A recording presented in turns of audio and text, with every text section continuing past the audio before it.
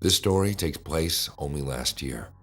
I was home from college for the summer, spending time with my friends and family. One evening, an old school friend, who was also back in town for summer, invited me to a party. It was the next town over, so I agreed to be the designated driver. There wasn't much going on in my town, so I was glad to have something to do. And if I'm honest, I was hoping for a summer fling, so I got dressed up in my cutest outfit. We arrived at the party a little later than everyone else, and it was in full swing. My friend knew a few people there, so she quickly disappeared. I didn't know anyone, and with my friend already off having fun, I just hung around the food table, nibbling on snacks. Eventually, this guy approached. He was not really my usual type, but still good looking. He started a conversation with me, and it was clear that he was into me. Perfect. My summer fling. Our conversation flowed effortlessly, spanning from our favorite movies to whimsical stories of childhood pets. By the night's end, we traded phone numbers, and in the following week, we texted almost non-stop. I felt like we had a really strong connection, and eventually, we met up and hung out a few times. That's when everything started to go wrong. What had seemed like a fun and casual connection took a darker turn. His messages flooded in non-stop, shifting from friendly banter to an uncomfortable clinginess. I tried to pull back, hoping he'd get the message, but he didn't. His barrage of messages took an aggressive tone, and though it had been just a fortnight since our first meeting, I felt the weight of his obsession. I couldn't let this go on. I felt kind of bad at first. Had I not been clear enough about this being a summer-only romance? I decided to confront him and be honest. I called him, hoping for an amicable resolution. When I told him I wasn't looking for anything serious and that maybe we should call it off, he started telling me how I was the love of his life. He said that no one had ever made him feel this way, and that we were destined to be together. Dude, we only met 2 weeks ago. I tried to be as kind and understanding, explaining that I was going back to college in a few weeks and it wasn't possible to have a long-distance relationship. This was the final breaking point for him. He erupted into anger, hurling insults, his voice chillingly morphing from sweet to sinister. I should have hung up the phone, but I just sat there and took the abuse. When I didn't say anything, he responded with the most chilling statement yet. "I'll be seeing you soon." The line went dead. Panic set in. He knew I was alone this weekend, as my parents were out of town, but he didn't know their address. I'd always done the driving on our dates, so he had no idea where I actually lived, other than the town name. But just to be safe, I locked all the doors and windows. When I felt safe enough, I headed to bed. My sleep was interrupted at 3:20 a.m. when my phone buzzed with a notification from my Ring app. The security footage revealed him lurking outside, an indistinct object in his hand. I watched through my phone as he stood on the small porch, staring unblinkingly at the front door. I don't know why, but I decided to talk to him through the Ring camera. Really, I should have called the police and stayed silent. But I was so shocked to see him there, I wasn't thinking right. "What the fuck are you doing here?" I said. The guy turned to the Ring camera, and that's when I saw it. The indistinct item in his hand was a knife. Startled by the camera, the guy turned and left, only looking back once to see if I was still watching him. I reported the incident to the police and handed over all my messages and Ring camera footage to them. It turns out that by sharing so much personal information with this guy, he was able to log into my social media accounts. You know how they ask some weird information like your pet's first name or your mom's maiden name? Well, I told him everything that he needed to know. It felt disgusting to know that this relationship I was building had been exploited, and even more terrifying to know that this sharing could have gotten me killed. It's alarming how easily personal anecdotes can be weaponized in our digital age. Guard your stories, no matter how trivial they may seem. Enable two-factor authentication, and be mindful of whom you share your life with. The nights still hold a tinge of fear for me. Please, let my experience be a lesson. Stay safe and vigilant.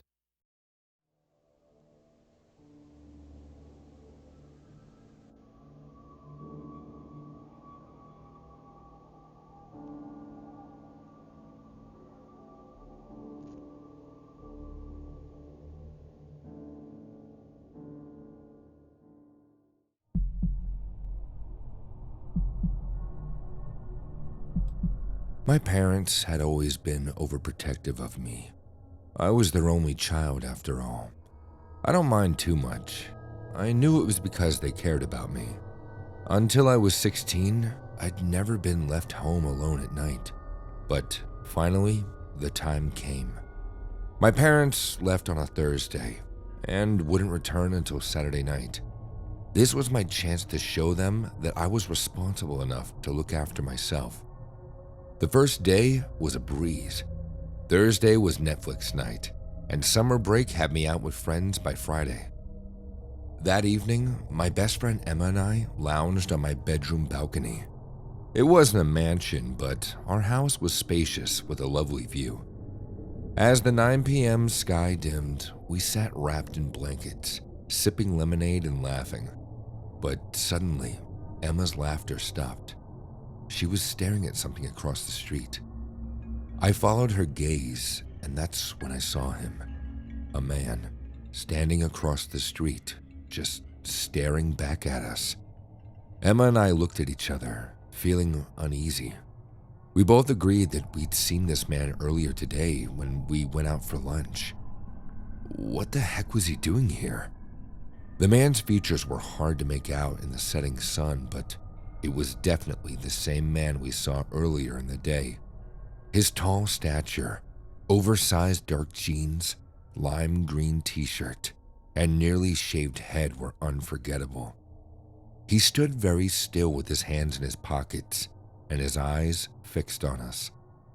I felt pretty freaked out, to be honest, but I didn't want Emma to know, so I lied. I said it was probably just a coincidence, and the man was maybe waiting for a cab. Emma wasn't convinced. We sat for a minute longer in awkward silence, the dude still staring at us. I decided to break the tension and show Emma some TikToks I'd seen earlier.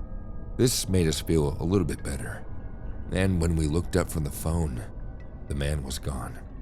I felt relieved. There was nothing to worry about after all. Emma and I hung out for a bit longer, and then at 10 p.m., we headed downstairs, as she wasn't staying over tonight because she had things to do the next morning, so her dad was driving by to pick her up. We went out onto the porch to wait. I didn't think much of it at the time, but there was this weird cigarette smoke in the air. None of my neighbors smoked, so it was pretty unusual. It's only now that I look back that I realized someone was nearby. Emma's dad arrived just after 10, and then I went back inside. I remembered how quiet the house seemed. This was my first time staying there overnight alone, so it just seemed eerily quiet to me. I returned to my balcony and tidied up the blankets. That's when I smelled the cigarette smoke again. I paused, looked out onto the street, and there he was, the man from earlier. He was standing beneath a streetlight watching me. He finished his cigarette and threw the butt onto the floor, all without taking his eyes off me. The hairs on my arms stood up. What did this guy want?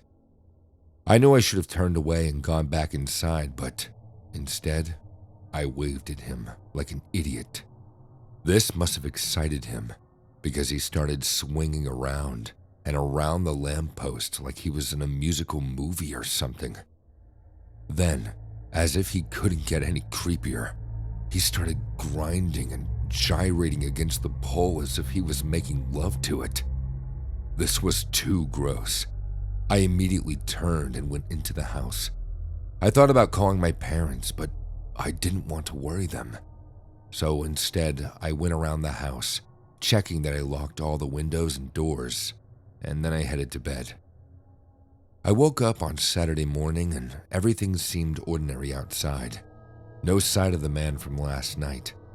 My parents were coming back home tomorrow, so I did a few chores and then went out with some friends. I got home around 9 p.m., and by 10, I was back on the balcony enjoying the stars coming out. The night was quiet. There wasn't much traffic where I lived. But then, the silence was interrupted by a giggle. Not a cute giggle of a child, but a gravely snicker. I peered over the edge of the balcony and was greeted by the smiling face of the man. This time, I didn't stay to watch him. I went back into the house and hid in my closet. I called Emma on my mobile and told her everything.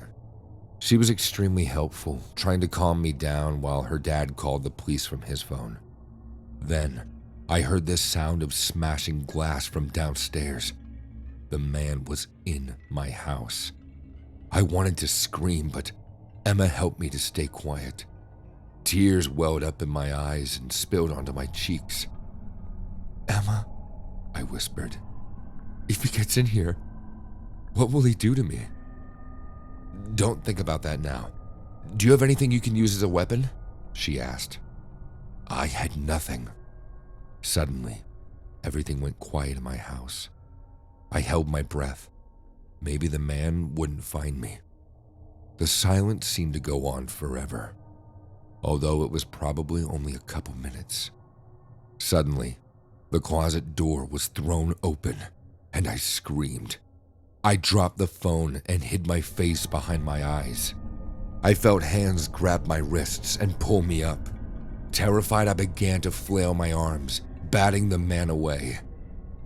"Natasha, stop! It's me!" The voice was Emma's dad. He had come to rescue me. After calling the police, he jumped in his car and made his way there. I asked where the man was now, and Emma's dad explained that he was locked in the garage. Emma's dad had entered the house through the same broken window as the man, and when the guy wandered into the garage, Emma's dad closed the door and locked him in. Sirens blared in the distance, getting closer. Moments later, the police arrived and made their arrest. Emma's dad let me stay with them until my parents got home the next night. I'm so grateful for them for everything that they did. There's no way I could have stayed alone in that house for another night.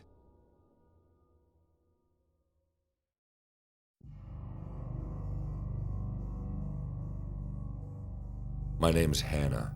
When I was 16 and living in Texas, I was obsessed with horror stories. I couldn't get enough of them. Horror movies, books, reading Reddit forums, and watching true crime on YouTube. Never in my wildest dreams did I think that one day I'd be the main character in my own true life horror story. The story I'm about to tell you unfolded on a summer's day in my hometown.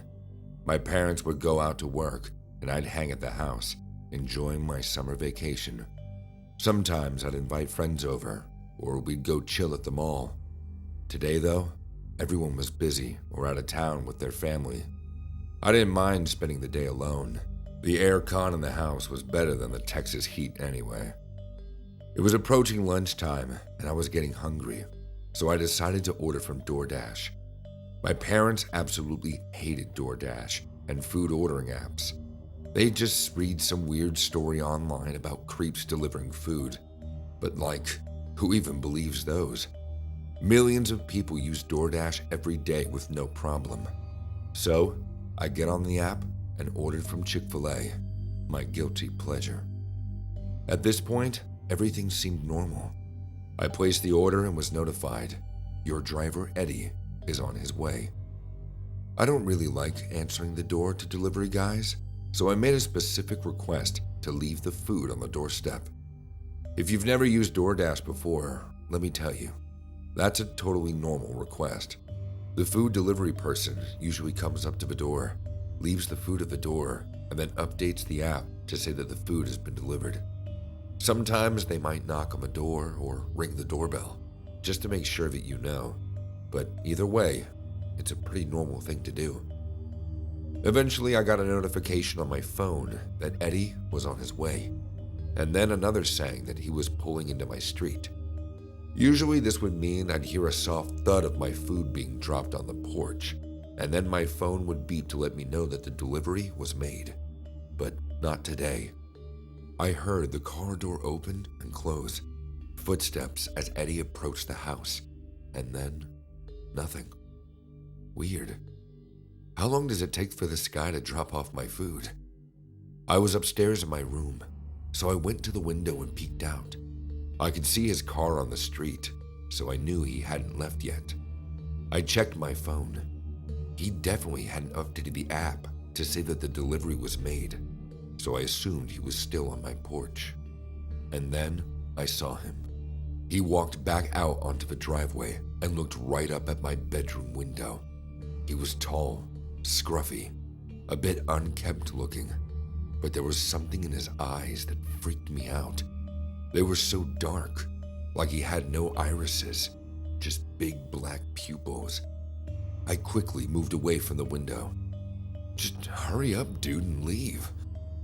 Next, I heard 3 loud, slow knocks on the front door. What the actual fuck was going on? I stood in silence in my bedroom, afraid to move. Eddie knocked again, but this time louder, more forceful. I called down that he could just leave the food on the porch and I'd come get it. The knocking continued, louder, more forceful. This was when I realized he wasn't just knocking now. He was kicking the door. Was he trying to get in?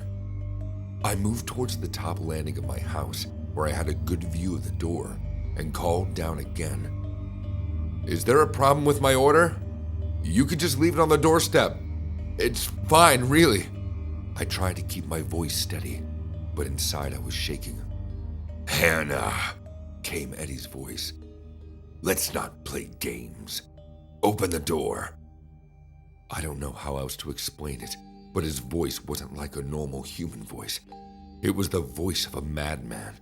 The type of voice you heard in horror movies like Hannibal or The Shining. This dude was going to kill me, I just knew it. No sooner had the thought passed my mind when the door broke open. There, at the bottom of the stairs, stood Eddie, his tall figure silhouetted in the Texas sun. With Eddie in the house, my brain ceased to function, and my body took over. I ran into the nearest room, my parents' bedroom, and barricaded myself in. Downstairs, I could hear the muffled sounds of Eddie ransacking the house. Then, nothing. I thought maybe he'd left. Maybe he'd just robbed the place, but then, the door handle to my parents' bedroom began to jiggle. Eddie's voice, eerily calm, sent shivers down my spine. Hannah, you didn't leave me a tip, but such a pretty young thing like you can surely find a way to pay me back. The horror of the situation truly hit me. This man was here to violate me. A surge of adrenaline pushed me into action. I pushed open my dad's closet where he keeps his golf clubs and hid myself beside the door. The next few seconds seemed to stretch into hours. Eddie managed to use a knife from the kitchen to jimmy open the door.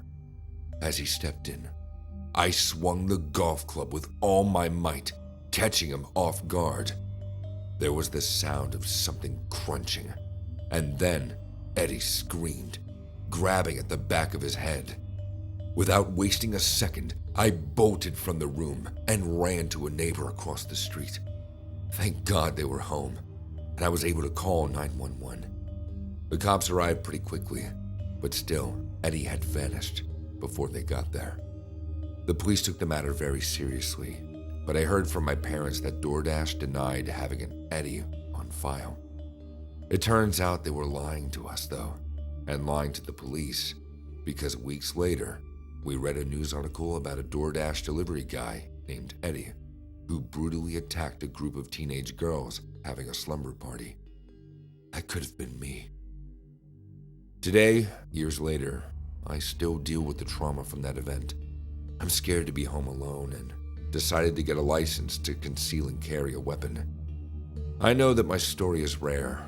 DoorDash is probably safe for the most part, but just remember, creeps and weirdos are out there. Always trust your instincts and be wary, especially when you're home alone. Not everyone is who they appear to be.